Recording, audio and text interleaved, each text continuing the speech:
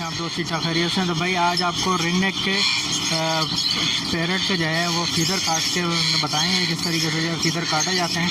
तो आप देख सकते हैं कि हमारे पास हरा मिट्टू है तो इसके फीदर काटना ज़रा फर्क भाई ज़रा तरीके से आराम से। ये देखिए इसमें शुरू से 2 कलियाँ छोड़नी पड़ती हैं और एक इसकी अभी ये नई निकल रही है, तो उसके साथ जो है ना आप 7 से 8 पर लेके ना इसके बिल्कुल ये जड़ से इसके काट दें।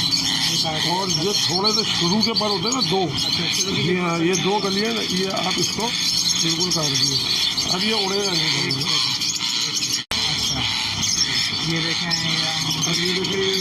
खोल लिया आपने और उसके ये शुरू के 2 पर छोड़ के ना इसके, ठीक है ये आपने काट दिए। ये हमने इसके इनके काट दिए और ये शुरू के 2 कलियाँ जो है आधी काट दें ताकि जो है किसी के पास ये उड़े नहीं।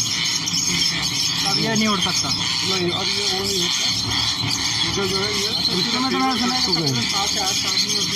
जी आगे तक काटते हैं अक्सर। नहीं वो फिर पर फेदर इसके ख़राब हो जाते हैं। ज़्यादा से ज़्यादा 6 से 8 कलियाँ जो है ना आप इसकी शुरू की काट के, हाँ 2 छोड़ के, और 2 जो है आप हाफ काट दें या थोड़ी सी छोड़ के काट दें।